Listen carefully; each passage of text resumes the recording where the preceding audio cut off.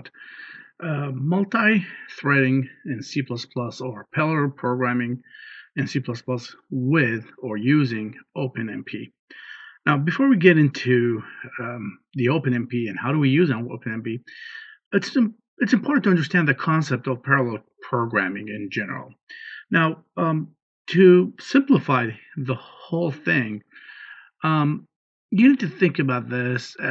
Let's just consider this example. Imagine you have a production line, and in this production line, or any manufacturer, you have a single production line. And let's say this production line will basically make toys, a car toy, for example. Now, let's imagine every 5 seconds or every 5 minutes, that line will produce one car. Now, if you want to improve the production speed of your manufacturer, you can buy, let's say, 5 other production lines. And in this case, every single 5 minutes, and instead of having one car to be produced, you will have 5 cars to be produced, which basically means we reduce the time, if you want to calculate the average, that every single minute you will have a car produced. Now, the concept of parallel programming fall under the same category. Now, when they created processors a long time ago, and the concept of computing was introduced, we had a processor that contained only one core. Years after that, we start talking about and hearing about the dual core. And now after that, we start talking about 4 cores and multi-cores. And these days, a simple Google search will tell you that there are some processors with as much as like hundreds of cores these days.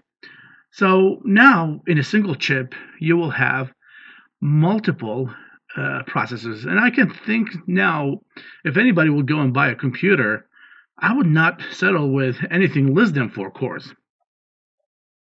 Now, each core by itself usually comes with a feature of multithreading, which basically means it can run and execute 2 threads at a time. So if you put the number of cores with the number of threads that could be executed by every single core, you'll get yourself 8 threads at a time.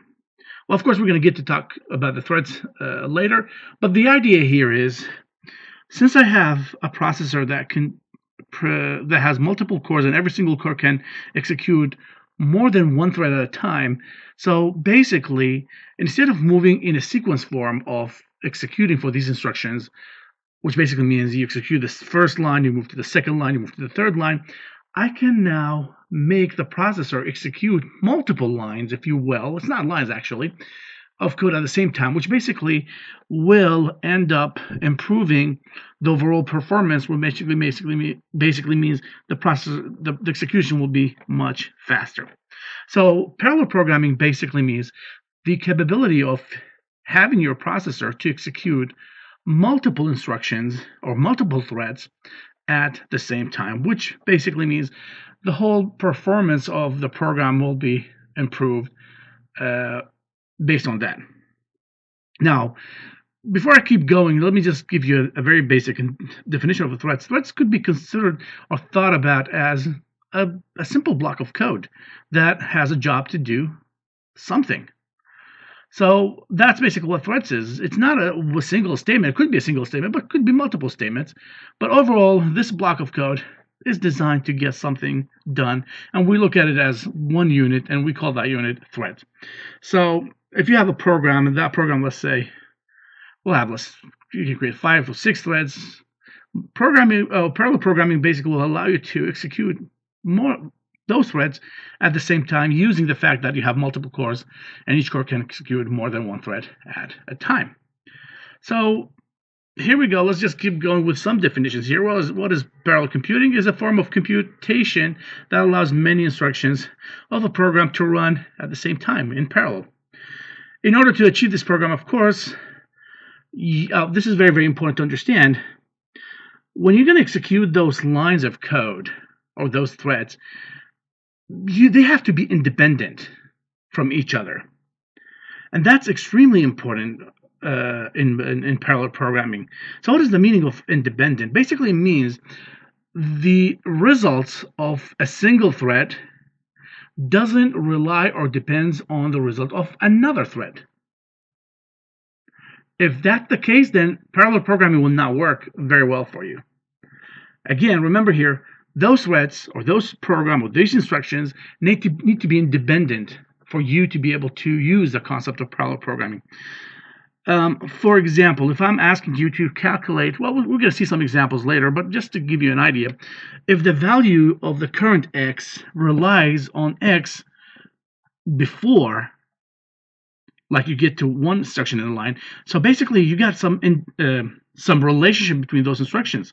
A value of a current x relies on a value of another variable, or relies on the previous value of x. So there's a dependency here.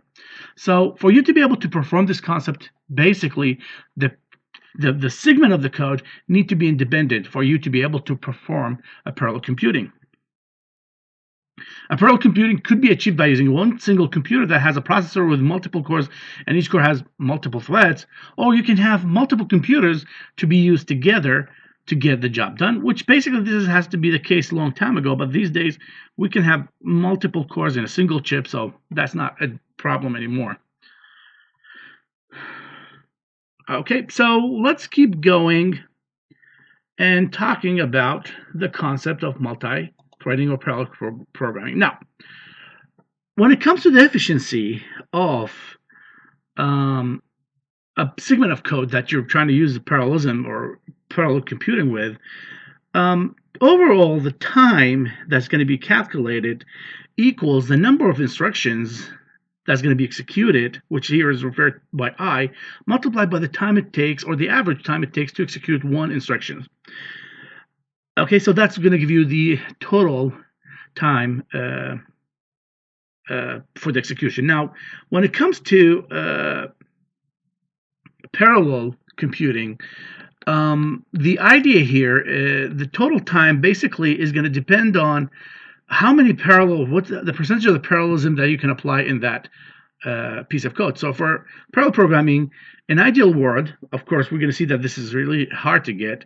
The time to complete a program will be total time divided by the instructions in a serial divided by the number of processors that you're using.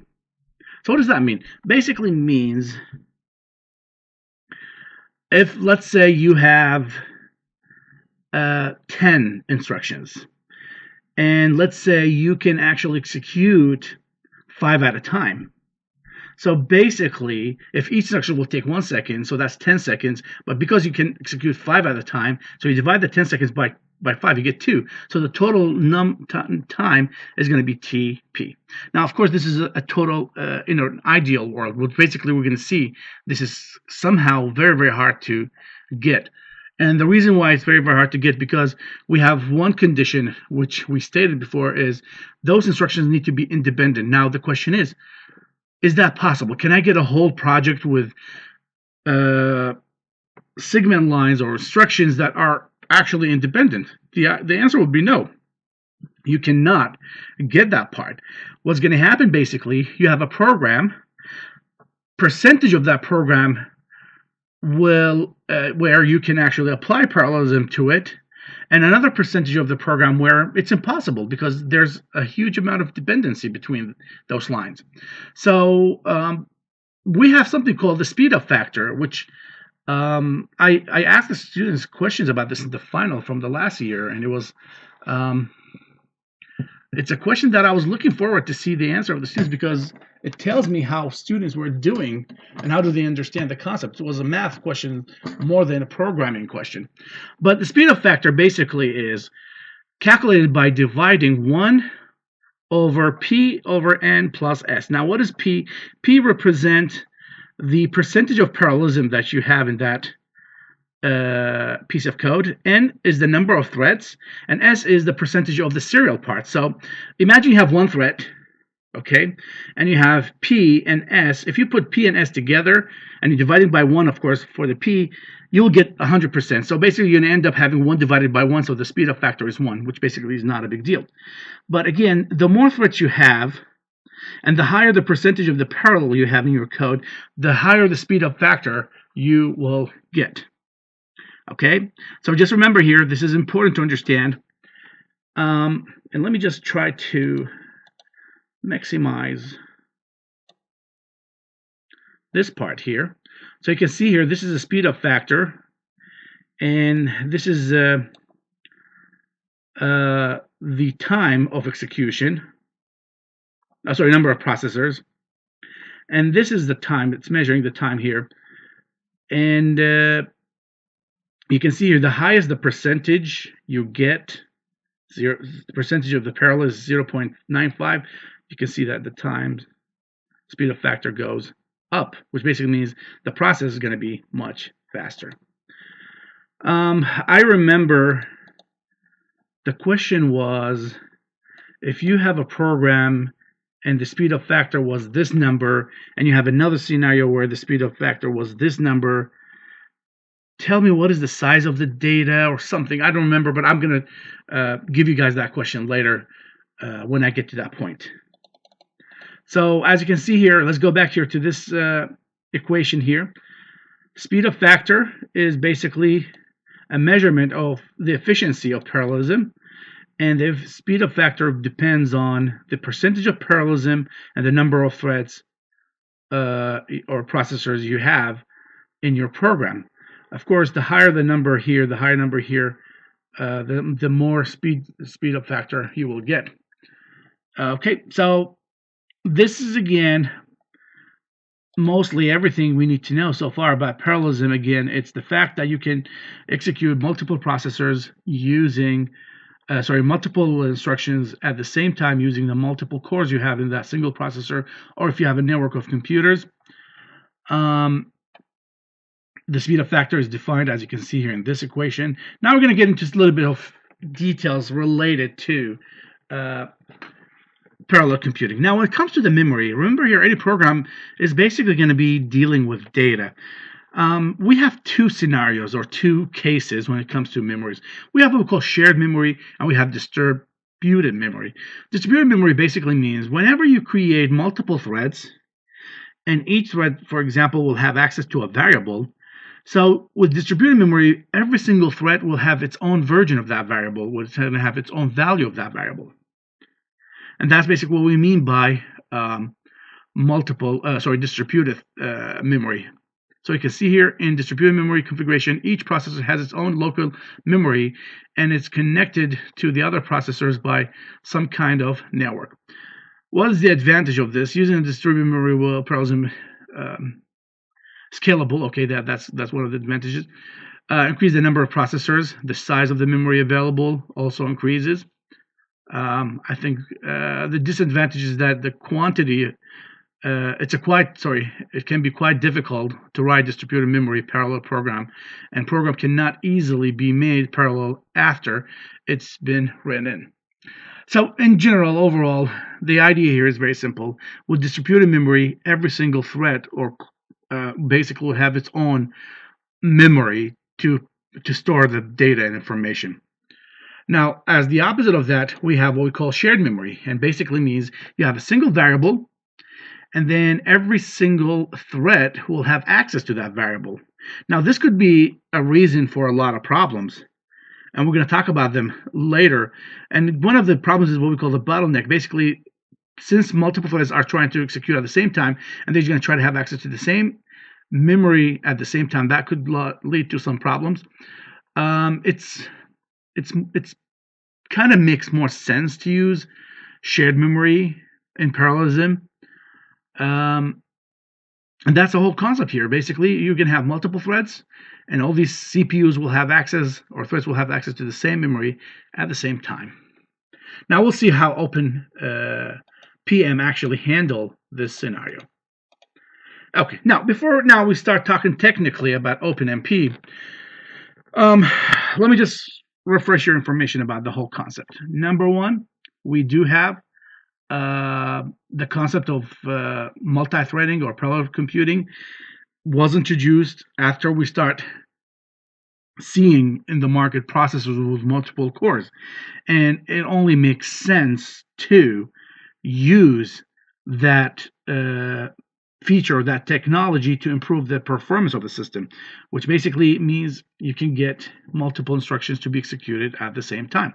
You will see later that the whole concept is basically up to the up to the operating system to decide which instruction is going to be executed before the other one, because each one of those threads is going to be inside of a schedule, and the operating system will decide which one of them is supposed to be executed before the others. But that's, again, not the point here. OpenMP. Now, before I talk about OpenMP, you should know that there are many other ways to perform the concept of multithreading parallelism in C++. There's a header file called threads we can include in your project, or you can use it, which I highly recommend everybody to go and try to read about it. But that library has one main problem, which basically means manually you're going to have to create all these threads. Manually you're going to have to join all these threads, and manually you have to synchronize all these threads. So OpenMP came as a solution for all these manual process and operations or instructions that you have to write. With OpenMP, the process is going to be a little bit easier compared to using the thread header file. The thread header file was introduced with the C++ version 11, I believe. OpenMP basically take advantage of all the old multi-threading concepts that we have, and it's used widely these days. So the OpenMP the module that we use with OpenMP follows what we call a fork and join module. Now, what is a fork and join module? Fork and join module basically means your program is going to go in a single thread execution, starting from the beginning of the main function all the way till the end of the main function. And as you move between the lines, every time you get to a point where parallelism could be applied or multi-threads going to be applied, that's where you're going to fork it. At that point, you're going to create multiple threads, and those threads are going to execute that piece of code that is parallelism is applicable there. And once it's done, it's going to join them back to work in more than a serial form.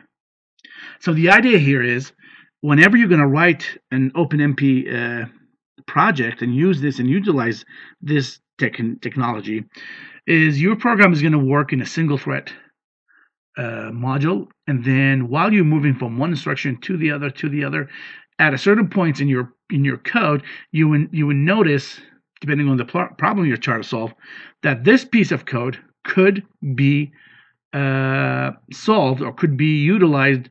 Multi-threading could be utilized for this segment of code. So what do? You use parallelism at that piece of code, at that segment of code. This is the process what we call forking. And then after that, once you're done with the forking and that segment is done executing, you go and join them back and go in a normal flow of execution, step by step, instruction by instructions, until you get to the second area or the second segment of your code where parallelism is applicable there. And at that point, you're going to go ahead and create multi-threads again. And then after that, you're going to join them back, and you're going to keep going in that way until the whole program is done. And that's basically what we mean by fork join model.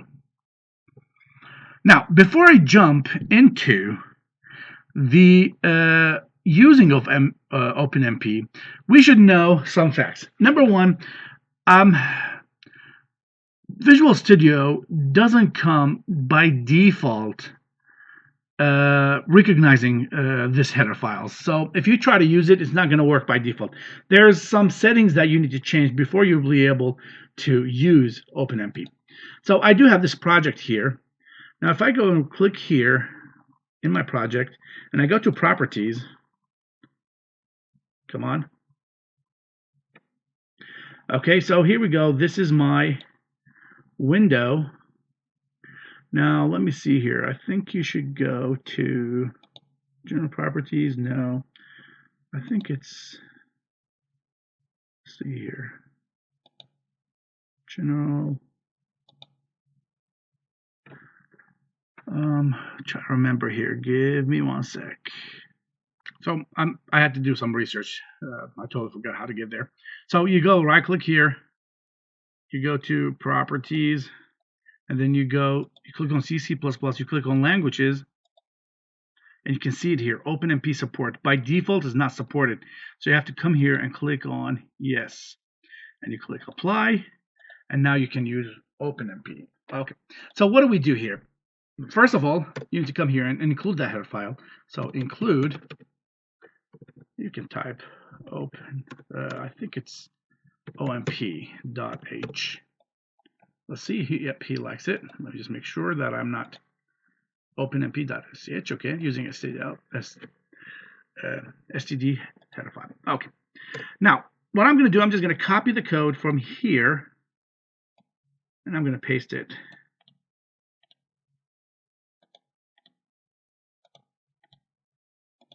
into our project to save some time. Okay, so here we go. Number one, I decided to create number of threads here. This instruction here is going to create number of threads. Decided to go with 3 threads. We'll see later that I can merge those 2 lines together. Okay, so this is me creating 3 threads at this point. This is the part where the multi-threading is going to be applied to.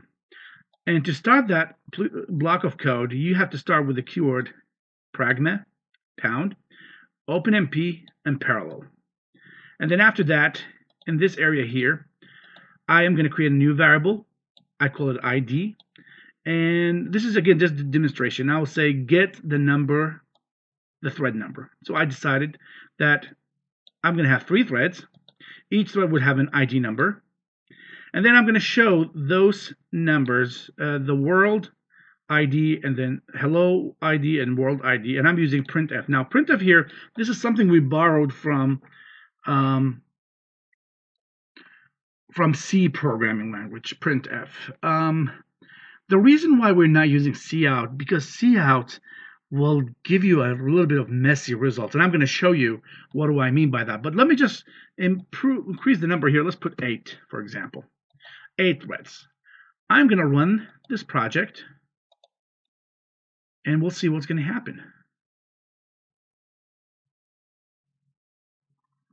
So remember, we have 8 threads. And here we go. Now, it will make more sense, but look at this. Hello world 0, hello world 2, hello world 4, hello world 6, hello world 1, hello world 5, hello world 3, hello world 7, hello world 7, that's it. So we start with 0 all the way to 7 because I said we have 8 threads. Okay, now this may not make that much of a sense. Let me just put a \n here so they will be underneath each other. Okay, here we go. So those are my 7 threads. Remember here, I don't have a for loop, but I created 8 threads. So basically, whatever I have between those curly braces, each one of them is going to present a thread by itself and is going to be executed. So I have 8 threads are going to execute those lines. What I want you to pay attention to here is the order here. Look at this. 4, 3, 2, 1, 0, 6, 5, 7. Let me stop it. Let me run it again. See if I can look at the order right now. Different order. Oh, look at this. This one is not even doing what it's supposed to be doing. See, 5 here, world here, hello here, 7 here. Okay, so what's going on here? Let me run it again. Well, I got something similar this time. Let me run it again. Now I get this, 0, 3, 1, all the way to 7. So the question that you have to ask yourself here, why are the numbers in a different order every time I'm trying to execute? Remember here, the whole point of parallelism is to have multiple instructions to be executed at the same time. So here's what's going on. Again, I'm not guaranteeing that this is what's going on in the processor, but this is what we are aiming for. I'm aiming for 8 threads to execute hello world at the same time. Now, of course, some of these threads are going to be able to execute and finish the executions before the others. Depending on which thread is executing before the other, that's why you get the result. So basically here, 0 thread ID was 0 was able to execute first. The ID 3 was execute second, and then 4, and then 6, and then 2, and then 1, and then 5, and then 7. And every time you run the program, you will get the order in a different way. Why? Just think about this. 8 threads are executed by the processor at the same time, or at least this is what we were hoping for. some of them will be executed before the others. So the one that's going to be executed first is going to be shown on the screen before the others. And that's basically what's multi-threading here. This is just a demonstration to show you how does it work. Now, printf is treated and considered as a single thread, and that's why you're getting the results that you see here. But if I go ahead and use a cout, let me show you. If I replace this with a cout, boy oh boy, this is going to be a messy. So I'm going to come here and say hello. I'm just going to follow the exact same thing, and I'm going to put here ID, and I'm going to put a space, and I'm going to put here world, and then a space again. Well, do I need a space? Yes, I need a space. I don't need this space, sorry. I already had a space here. I can take the whole thing out. Just add a space here. Another ID, and then end line, semicolon. Okay, so what I did here, I replaced those two print lines with this single cout statement. Now, here's what's going to happen. One thread is going to be assigned to this cout. One thread is going to be assigned to this hello. One thread is going to be assigned to this, and one thread. Again, the number of threads that we have is going to be assigned to not the whole statement as one line or one threads. No, multiple threads are going to be assigned to multiple parts of this instruction, and as a final result, you get something. Here it is. Hello world 5, hello 5, hello 3, world 3, hello 4, world 5, 6, world 6, 1, 7, 2 zeros. And I got extras enter here. So let me run it again just to show you this is basically what's going on here. Every time you run it, it's going to give a different result.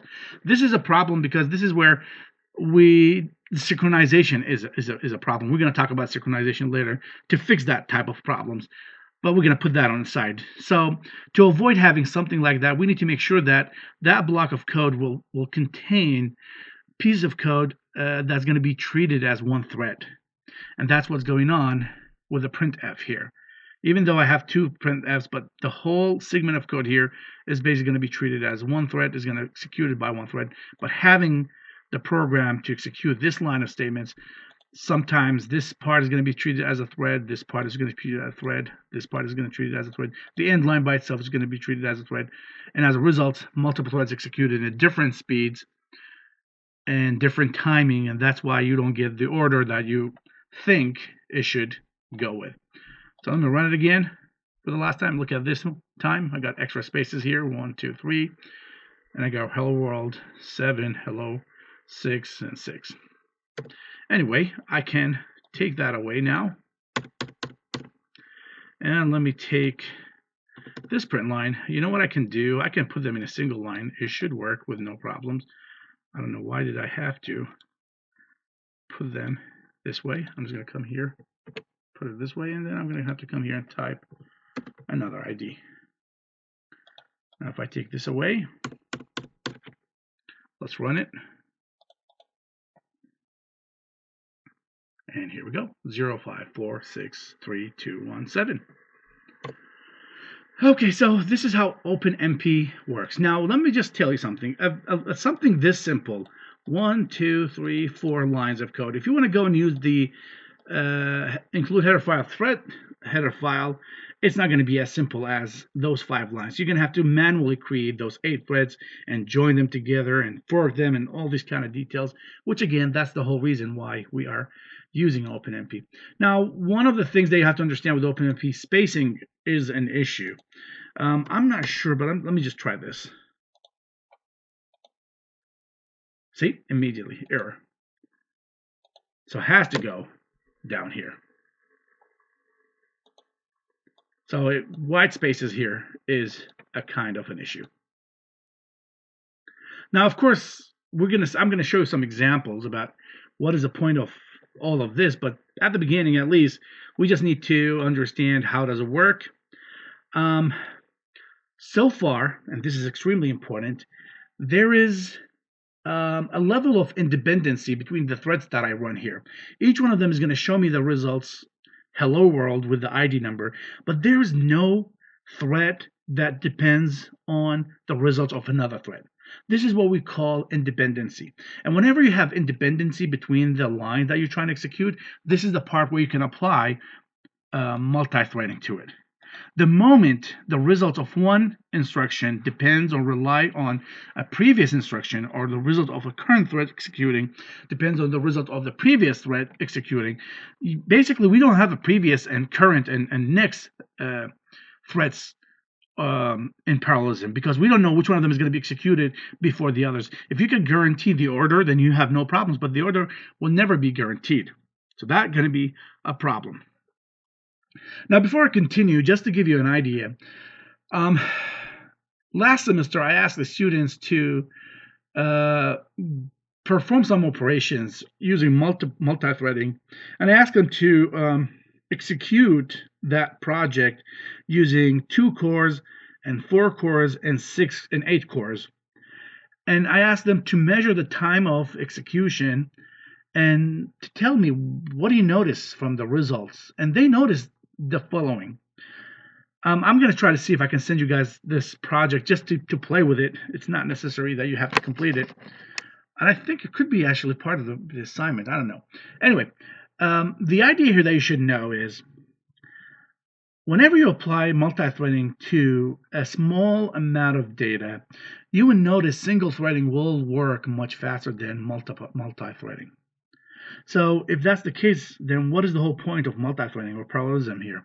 The idea here is very simple. We are trying multithreading will give you the best results if you execute it using a huge amount of data. The bigger the size of the data, the more improvement you'll be able to notice with multithreading. And of course, you always have to remember independency is the big deal here. You will not be well, we're going to see that somehow we might be able to solve this problem of independency, but it will come with a price. Okay, so here we go. This here is how we basically apply the concept of multi-threading. Now, of course, we can simplify this project by adding this part. Instead of actually creating a single statement or instruction by itself, I can come here and say numthreads 8. Let me copy that and put it in this area. And of course, there should be space only. Okay. Now, in this piece of code, they put this this curly brace here, but again, we should have the same results. So wait a minute. No, I think he's complaining about something. Maybe this has to go up here. Let me see now. Nope, that's not the case. Let's go back. Let me see what's going on here. Oh, so sorry, the underscore should be there. I don't know why I took it out. So let me run it again. And here we go. Same results. 0, 5, 4, 2, 3, 1, 6, 7. So now I can totally take this out, and that should not be a problem. And you can see here, this is the concept of multi-threading, and this is the demonstration of applying multi-threading here. Okay, now let's talk about data. I am going to try to use some data in my calculations and see how is that going to be possible. As we said before, we have distributed memory and we have shared memory. Now, by default, Parallelism and OpenMp use shared one. Shared one basically means updating the value. The variable you're going to have basically is going to be shared by all the variables. And if you don't specify what you're going to be doing, so basically by default, you're going to go with shared. If you want to go private, then you're going to have to actually type the keyword private. So let me just show you. I think I do have an example. No, I don't. Let's see here. I do have an example. I'm pretty sure I do have an example somewhere. Not here. I'm going to go to Oh, I didn't put any files here. Okay, I'll put them later. I do have a long list of files that I created here. So let me just go ahead and try that. Where is it? Here it is. I'm going to take this away. And I'm going to take this away. Keep it as simple as this one. And let's see here. What do we have? What if I have a variable here, integer. Let's call it x. And x equal 10. Okay? And here, I am going to come here and say x plus equal, let's say 25. And you know what? Let me just put 10 here, and let me start here with 0. And put semicolon here. Okay.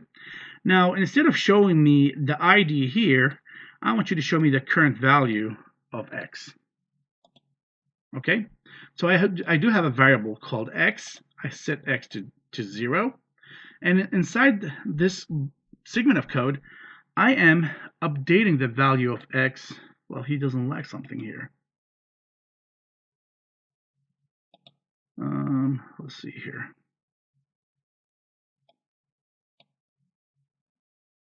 Try to run it. No, actually, that worked. Okay, so look at this here. This is the first thread that I was able to execute. And I got 10. This is the second, got 30. This is 20, 30, 40. And here we got 10 here at 0. Well, that makes sense. Not kind of, but let's look at those numbers here. By the time this instruction was done, thread number 5, the value of x at that thread was 20. What is that telling you? Telling you that the previous value of x was 10 actually. And that happened here at thread 0. So thread 0 had access to x and updated to 10, but he wasn't able to get the whole instruction to be executed. And the one that was able to execute it was 5. And when 5 get to a point to be executed, when thread number 5 was trying to have access to the value of x, it was 10, so it increased it by 10, so it got 20, and 20 was printed here. And then after that, by the 2 was able to execute the value 2, thread number 2 got access to the value of x, which was 20, so it was able to update it to 30 and print it. And then by the time thread number 4 was able to be executed, thread number 4 had access to x, and that time x equaled 30, so the value got 40. And by the time thread number 0 was able to execute, the value of thread x for thread 0 was 10, and you can see here it goes on. And look at this. 2 and 6 are having the same value. What is that telling you? This is telling you that 2 and 6, when they try to have access to x, it held the same exact value at that point, which was 20. So that's why I got 2 and 6 to equal 30. And then 1 was able to get it to 40 and 60 and 70, and there's no 80. Well, that makes sense. So we got 10, 20, 30, 40, 50, 60, 70. Am I missing any number here? Yep, 0 all the way to 70. But the fact that I have two 30s, that's 0, 20, 30, 40, 50, 60, 70. Okay. I'm supposed to get 8. Let me just run it again and see if we're going to get something different this time. Well, here it is. 1, 0, 20. Where's 10? Here's 10. 6 was able to have access to the x at the same time, but it was able to execute 4th in the line. So as you can see here, this is basically how it works. You have a single variable. All these threads will have access to that variable. And the order here is telling everything about multithreading here, that you cannot guarantee the order of the executions of these lines and the order of which thread will have access to the variable x at what time. But again, they all will be able to update that value, maybe not in the right order, but it will happen. And one of the problems that we saw in the previous example is sometimes you will have two threads to have access to the variable at the same time. So in this case, we don't have that problem. Let me try to run it again. Maybe we'll get it again here. No, actually, we still have 80. Still have 80. And here we go. This is 70. So, well, here, 20, two 20s. So that basically means thread number ID 3 and thread ID 1, we're trying to have access to X at the same time immediately after 0 updated the value of X. So this is basically what we mean by shared memory. And again, by default, it's going to be shared. You can come here and type shared, and you type X, and that's going to work. So let me just run it, make sure. And here it is. It worked perfectly fine. Now, what is private? Well, if you want to use a private,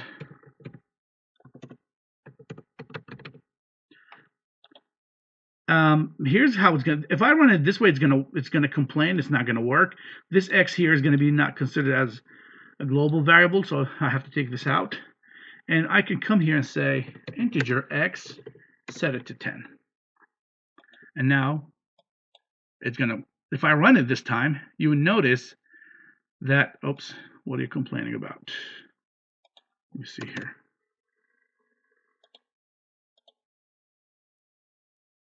Okay, here we go. So you can see here, they're all going to share the exact same value. 10, 10, 10, 10. So what does that mean? What if I take this definition here away and just do the same thing I did with the previous one? This should not work. Yep. Again, because it's not shared, so you cannot have all the threads to update the value of X. Each one of them should have its own value of X. And so you would need to define X in a single statement like the one you see here. Now, if you run it, you'll see that every single thread will have the exact same value. So this is what we mean by private. Now, because using a share makes more sense, and it's more like when it comes to applications, that's basically what we would like to do most of the time. That's why if you don't put anything here, it's going to be treated by default as share, and you can actually apply that concept with no problems. Let's just go ahead and run it again. And here we go. One of the things you should know also here, again, the order of updating the value of X would not going to be like 10, 20, 30, 40. Nope, that's not going to work. But we know for sure the final value of X is going to be 80, unless, and that's again possibility that two threads trying to have access to X at the same time. And whenever that's the case, you're going to miss one of the updates for the X. So this is a problem with multi-threading. Let's keep going. So this is what we mean by private and shared memories. And by default, it's shared memories. This is just explaining the concept, like multi-threads here. And they all trying to have access to the same variable. Sometimes some of them will have access before the other ones. Sometimes 2 or 3 threads will have access to the variable at the same time. So that will be affected. Now, I'm going to keep moving and going to talk about what can we parallelize. Well, here's 2 examples just to tell you how do you tell if you can parallelize a segment of code or not. And let's look at those 2 for loops. Let's look to the one to the left where it says no. I do have a for loop here, and that for loop is going to go from I equals 0 all the way to I less than n, I plus plus. I want you to look at this expression here. This expression is telling me that the current value of I, of A of I, equal 2 multiplied of the previous value. So this is an array, of course. So the current value of the element in that array at index I equal 2 multiplied by the previous value of I. This is a part where you cannot apply parallelism. Why? Because this value here that I highlighted totally depends on I minus 1. Okay? And that's a problem because, again, with multi-threads, you don't know how. What I'm trying to do here, I'm trying to populate an array, imagining that I know the first element value. So think about this. You have multi-threads. Let's say each thread is trying to initialize one of the elements in that array. So let's say I jumped to I7. I7 will equal 2 multiplied by I6. Now, how can you guarantee that a thread's already finished I6. Maybe not yet there. So what's going to happen in that case? Well, one of those big negative values is going to be actually used to represent A of 6, which basically means you're not going to get the right answers. So as you can see here, you as a programmer need to be able to tell which part I can parallelize and which part I cannot. And here's an example of a part that you cannot apply parallelism to it. Now, let's look at the example to the right. What do I have here? It's the same loop, but this time, what do I have? I have B of I equal A of I minus A of I minus 1. Assuming that you have both arrays, assuming that you have array A already created. So you're just trying to find the value of B of I. As you can see here, I here could represent the thread number or thread ID. Okay, so not the thread ID, sorry, but if you look at the whole concept here, B depends on A, and A already been been created before, so all the items are available there. So let's imagine you trying to have access to, or you're trying to find a value to B of 6. Well, B of 6 equal A of 6 minus A of 5. Both of those values has been already are already there, and we know them. We can have access to them. So there is no independency here. Okay, but here, no, there's independency because the value of A of I depends and rely on A of I minus 1. And since I'm trying to apply this concept to multithreading to the whole statement here, so there's no way you can guarantee that whenever you want to have access to A of I minus 1 will be available for you to use it. Here, on the other hand, this part has already been created, so you know the values of A of I and A of I minus 1. They're already an array with all the values available, so B of I is totally independent from what's going on here. But what I mean by independent basically means there is no calculation will be done here that's B of I will be affected by it. It will be affected by, but again, there's no race between threads that can affect the final result of B of I. And that's the whole concept here that you need to understand is what can I parallelize and what can I not parallelize. So this level of independency, that will make your decision. And you're going to find yourself, every time you want to apply that concept, asking yourself this question, do I have an independency here or not? If the answer is yes, they are independent, then yes, you can go ahead and do that. So let's go ahead and have a look at this segment of code. How do I parallelize loops? And let me just tell you, the whole point here is to actually use loops. So just imagine here, you got a loop that will go for 1,000 of iterations. Let's just simplify it. Let's say 80 iterations, okay? From 0 all the way, or from 1 all the way to 80. Now, if I apply the concept of multithreading, I can treat every iteration as a thread. And if I have 8 threads, that basically means, and instead of me going through 80 iterations, basically the number is going to be divided by 8. So with every single loop, I'm going to be processing not only one statement, I'm going to be processing multiple statements. So how do I apply the concept of looping here? Well, here's an example. The idea here is that after you type the pragma here, you have to follow that with a for, and then after the for, you go to the next line and you put your for loop. So I'm going to copy this part, and let's try to put it here. Oops, I made a mistake. What did I do? I'm supposed to put this here, Control V. And let's take a space here. Okay, so here we go. This is X. I don't need X anymore. Take that out. And this is 8 threads that I'm creating, and I'm going from, let's say, I'm going to go 1 to 8. let's include 8 here in this iteration process. So I'm getting the ID, and I'm having a string. I'm calling it results. And in this results, why is he not liking this? Not specified. I'm trying to create a string here. This toString is okay, but this toString is not acceptable. That's weird. Well, here's toString. Why are you not complaining about this one?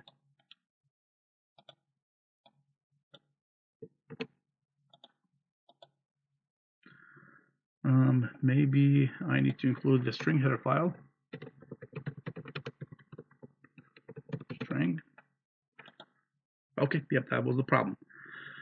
So here it is. Result equal I is going to convert the iteration, and then the thread number as a part of that string, and it's going to show it on the screen. And of course, do I have the closing parentheses? I need to have it here. Let me see if I have to have 2 of them or 1 of them. No, actually just 1 of them. Okay, let's give this a try, and let's see the results of the execution. And here we go. So for the first iteration, thread was 0. Look at this. This is the 6th iteration. Thread was 5, 2, 1. You see here the number of threads? And look at the iterations. Well, it will make more sense if I start counting from 0. So let me do that. So 0, and do not include 8. Let me run it again. And here we go. So look at this is again a for loop. Now, if you remember for loops and programming, you start with iteration. Look at I here, iteration 0 all the way to 7. Okay, but what do I have here? I have 5 and then 1 and then 0 and then 3 and 6 and 4 and 2 and 7. So what happened here? Now, again, just remember, we're hoping that those 8 threads are executed at the same time. And since they're executed at the same time, I'm going to get the results. Now, depending on which thread is going to be able to finish first, you will see the results of that execution first.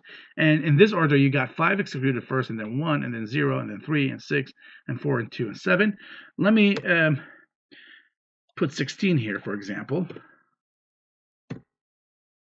So in an ideal world, the results are supposed to be printed on the screen using 2 iterations, assuming that with every single iteration, 8 threads are going to be executed at the same time.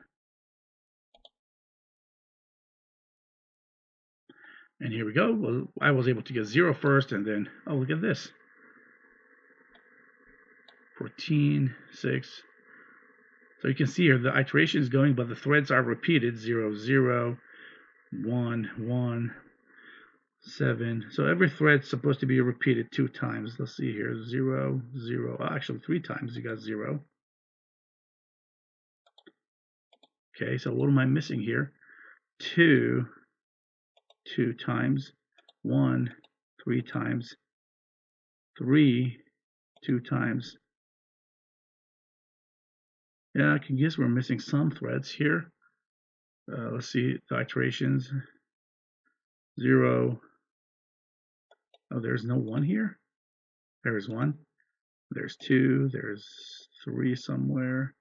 3, 4, 5, 6, 7. Where's 8? Where's 8? Here's 8. Here's 9. Here's 10, 11, 12, 13, 14, 15, 16, and 17. So all the I's are there. Threads, on the other hand, I'm supposed to have 8 by 8, but you'll notice that some threads are repeated multiple times. 0, 0, 0, 1, 1, 1, 2, 2, 3, 4, 4, 5, 5, 6, 6, 7, 7. That's weird. Again, I don't have time to focus here on the calculations, but again, this is how it works. So the whole point here, just to let you know, is it looks like we're going to see later in the future that looping is our no. Why do we have to wait for the future? Remember when we were talking about the big O notation? We said with big O notation, our biggest problem is loops, and loops basically are going to define the complexity of our project. So the more the size of the data here is going to define the complexity. The more you have nested loops is going to make the complexity a little bit more complicated. So now with parallelism, you can actually reduce the time that a loop would take by applying the concept here. Now, of course, just always remember, it's all about independency between those threats. If there's no independency, then this will not be applicable. And I'm going to show you an example where independency is a big deal.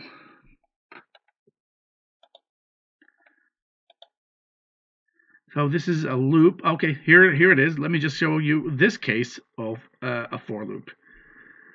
Let me just copy this as it is.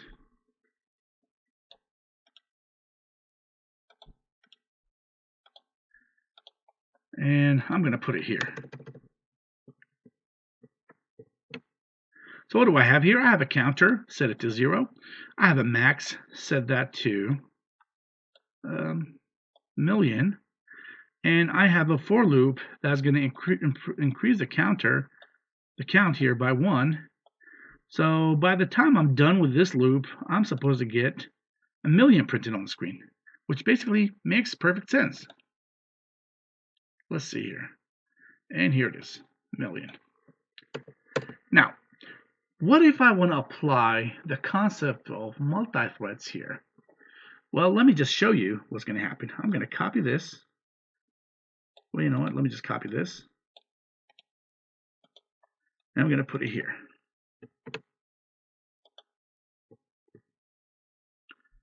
And I'm going to come here. I'm going to curly brace. And I'm going to close it.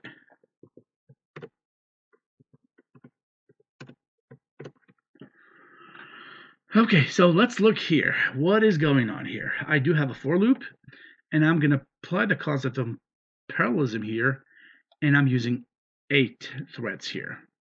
So after all, I'm going to show the value of count here. Let me just try and run it.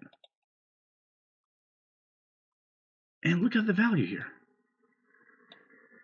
That doesn't make any sense. I have a counter, and the counter should be actually 1,000,000, but what am I getting here?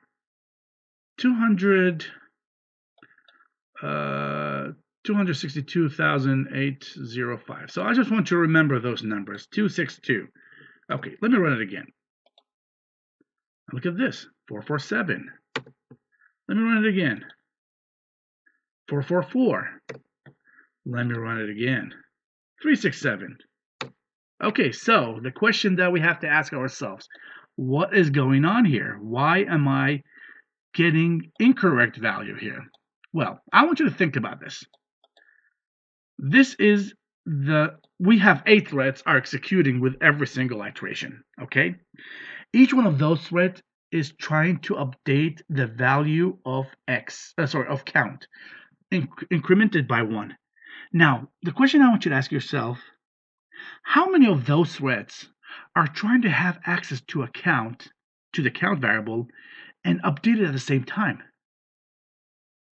Actually, a lot of them. Okay, I'm telling you here, there's 8 threads are executing at the same. So assuming that 8 threads are trying to update count at the time, you will notice that count, for example, instead of being able to be updated to 8, it could be updated to 1. Because 8 of them are trying to change it at the same time. And as a result, it's not doing it rightly. So let me just put 2, for example, here. And let's see what's going to happen if I put 2. And here we go. This is the number that I'm getting. Look at this. It's very close to the half. Let me run it again. Again, 550. Very close to half. And a little bit more than half in this case. And here we go. So what I'm trying to say here is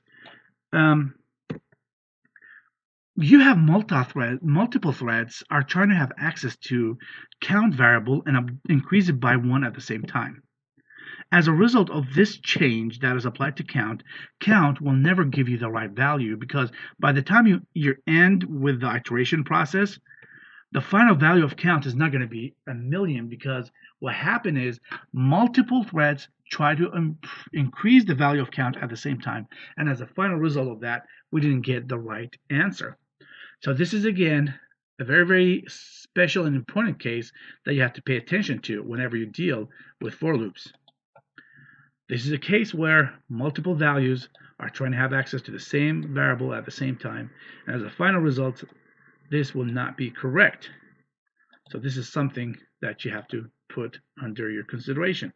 This here is just to explain what just happened.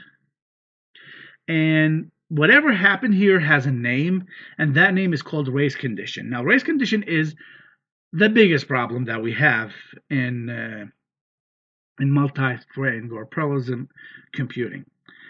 A piece of code will be considered as a good example of applying parallelism and multithreading if there is no race conditions.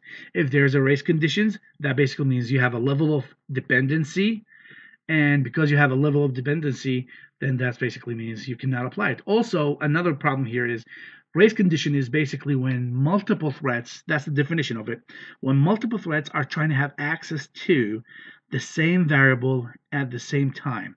So the change that's going to be applied, the final results will not be acceptable.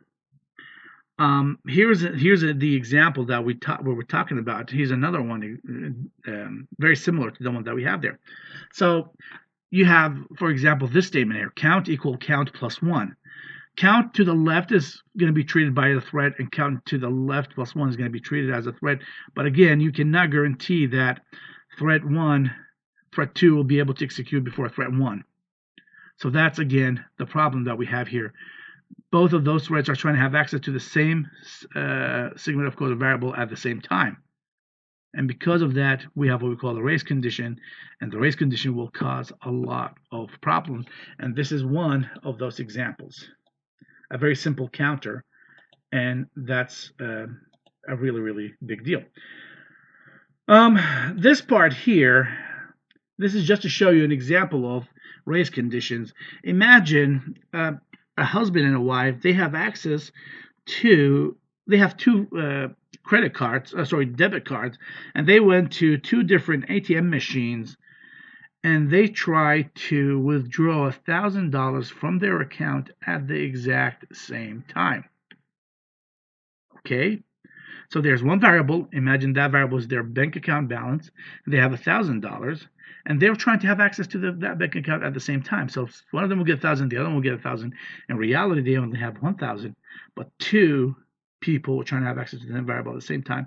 That's basically a problem, and that should not be allowed in banks. Okay, I'm going to stop at this point. I'm going to continue in a part 2 for this video. In this part, we talked about OpenMp, and we talked about how do we implement OpenMp, how do we use for loop with the OpenMp. We talked about the race conditions and how it affects the final result. Now, the solution for the race condition is basically using one of those 4 solutions, and I'm going to probably create a video about that later. So thank you for watching. I'll see you guys later.